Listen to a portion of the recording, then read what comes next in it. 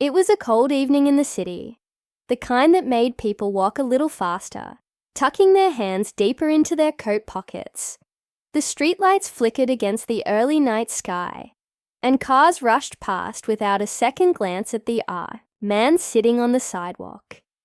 He was hunched over, his arms wrapped around himself, as if trying to hold on to the last bit of warmth left in his body. His clothes were ragged, his face worn by time and hardship, and his eyes told a story of hunger, exhaustion, and a quiet kind of despair. Most people didn't notice him. Or maybe they did, but they chose to look away. That's how the world worked after all.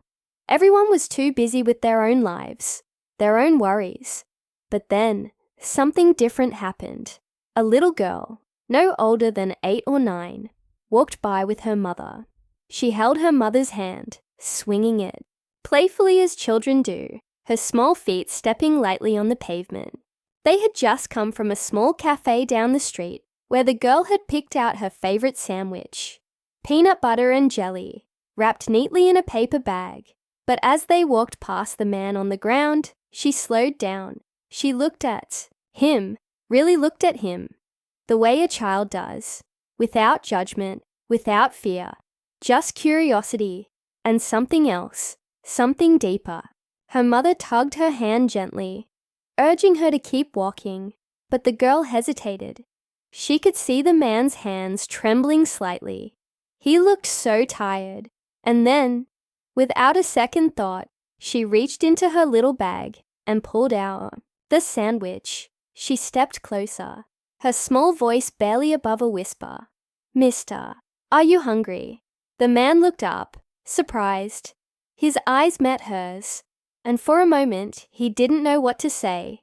But then, slowly, he nodded. The girl smiled, her cheeks rosy from the cold, and placed the sandwich in his hands. "It's peanut butter and jelly. It's really good," she said brightly. The man's fingers, rough and weathered, gently held onto the sandwich. His throat felt tight, and for a second, he just stared at the little girl, as if she was something unreal, something from a different world. Then, he swallowed hard and said, "Thank you." The girl beamed. Her mother, though hesitant at first, gave a small approving nod and led her away. As they disappeared down the street, the man unwrapped the sandwich carefully, as if it were the most valuable thing he'd ever held. And then he took a bite, a simple sandwich. Yet in that moment, it was everything. That night, the little girl went to sleep without a second thought, her heart light with the simple joy of having helped someone. But what she didn't know, what she couldn't have imagined, was that her small act of kindness had set something in motion. Because the next day, everything changed. It started early in the morning. The quiet hum of the neighborhood was suddenly broken by the distant sound of rotor blades slicing through the air.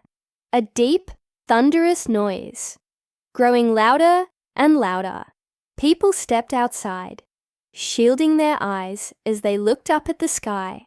A helicopter, big, sleek, and important looking, and it was coming in low. The little girl was sitting by the window, still in her pajamas, eating cereal when she heard it. She ran to the glass, pressing her hands against it, eyes wide with excitement. "Mom, look!" she called. Her mother hurried over, frowning as she glanced outside. The helicopter was circling, scanning the streets below, and then, just as suddenly as it had appeared, it started descending, right there, in an open lot not far from their building. A rush of wind blew through the streets as the blades slowed, sending people's scarves flying and rustling the fallen leaves. The little girl's heart pounded with excitement. Something was happening. But what? She had no idea that the answer was connected to her, to the sandwich, to the man she had helped, and what happened next would change everything. The little girl couldn't take her eyes off the helicopter.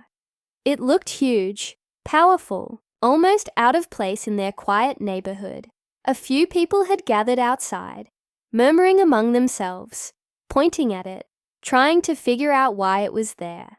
Her mother, still in her robe, placed a hand on her shoulder, a mix of curiosity and worry in her eyes. "Who would land a helicopter here?" she muttered, more to herself than to her daughter. The girl had no answer, but something inside her stirred. She didn't know why, but she had this strange feeling, like something big was about to happen. Down on the street, a black car pulled up near the open lot where the helicopter had landed. The doors swung open, and out stepped two men in dark suits. They looked serious, important. The kind of people who didn't just walk around everyday neighborhoods. They exchanged a few words before one of them nodded toward the sidewalk, where a small figure sat. The homeless man. He was still there, leaning against the wall, though now he looked cleaner than before. Someone must have given him a blanket, maybe even a fresh shirt, but his posture was still tired, weary, like a man who had spent years carrying a weight, too heavy to bear. One of the men in suits walked toward him. The crowd watched in silence, their curiosity growing by the second. The little girl, now peeking through a crack in the window, held her breath. What was happening? Why were they talking to him? The man in the suit crouched down, speaking softly. Whatever he was saying, the homeless man seemed overwhelmed. His eyes widened slightly, and he ran a hand through his unkempt hair, as if trying to make sense of it all. Then something even stranger happened. The man in the suit reached into his pocket and pulled out something small and shiny, a badge, a real one. The little girl's eyes widened. Was he a detective? A government agent? Her mother, noticing her fascination, gently pulled her away from the window. "We shouldn't stare, sweetheart." But the girl couldn't stop thinking about it. She knew, deep down, that somehow all of this was connected to what had happened yesterday, to the sandwich, to the kindness she had shown, and she was right. Later that day, news began to spread. The whispers turned into conversations, and soon the whole neighborhood was buzzing with rumors. "He's not just some homeless man," an older woman told her neighbor near the grocery store. "I heard he used to be someone important, maybe even famous. I heard he disappeared years ago." Another man chimed in, "Like just vanished off the face of the earth, and now they've found him." The little girl listened closely, her heart racing. Could that really be true? She thought back to the way he had looked at her when she gave him the sandwich.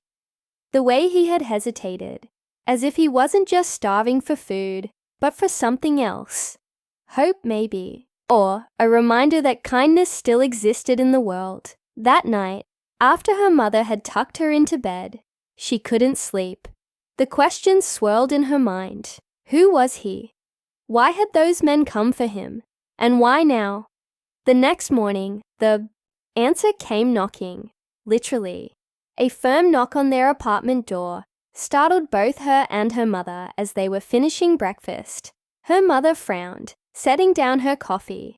Who could that be? She opened the door cautiously. Standing there was one of the suited men from the helicopter. He looked calm but serious. "Good morning, ma'am," he said politely, his voice deep and steady. "I'm sorry to disturb you, but may I speak with your daughter?"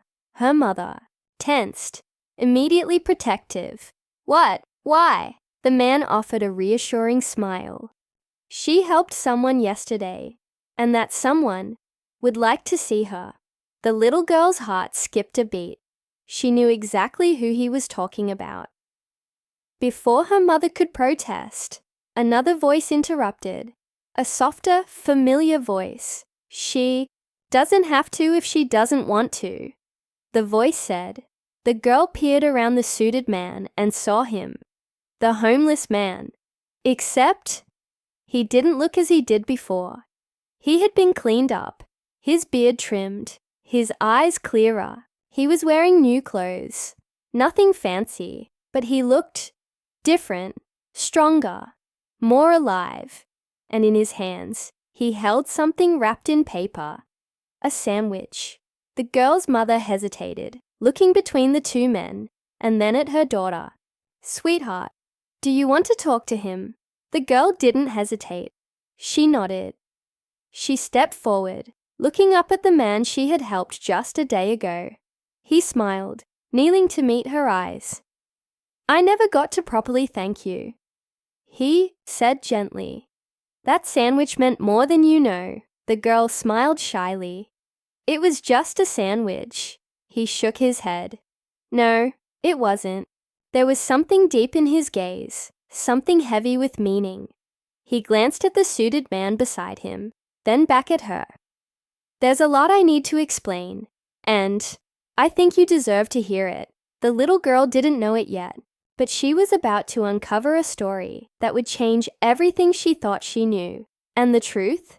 It was bigger than she could have ever imagined. The little girl's heart pounded as she looked up at the man.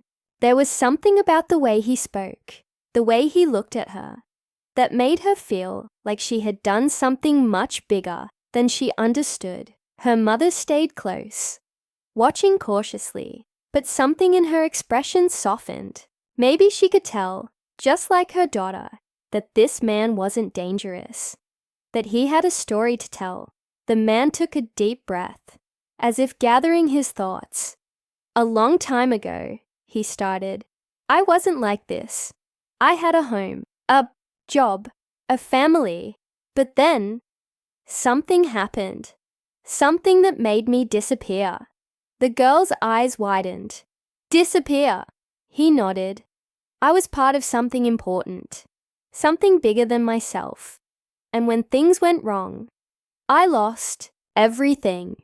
The suited man beside him finally spoke up. "For years we've been searching for him. We thought he was gone for good. But yesterday, because of you, we found him."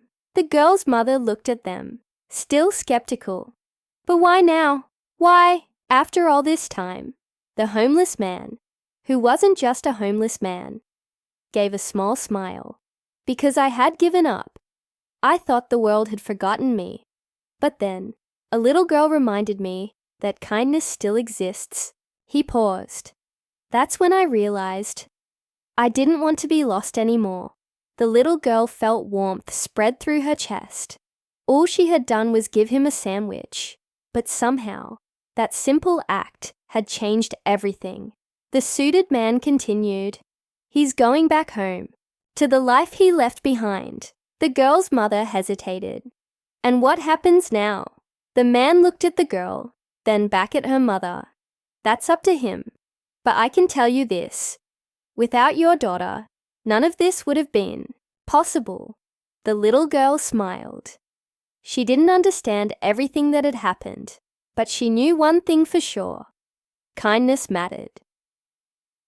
Before they left, the man knelt down once more and handed her the sandwich he had brought. "I wanted to return the favor," he said with a smile. The girl took it, touched by the gesture. It wasn't just a sandwich. It was a reminder. As the helicopter's blades began to spin again, sending a gust of wind through the street, she watched as the man who had once been lost was finally found. He gave her one last grateful glance before stepping onto the aircraft. And just like that, he was gone. The little girl held the sandwich tightly, knowing she would always remember this moment. She had done something small, something simple, but it had changed a life. And maybe, just maybe, that was enough to change the world.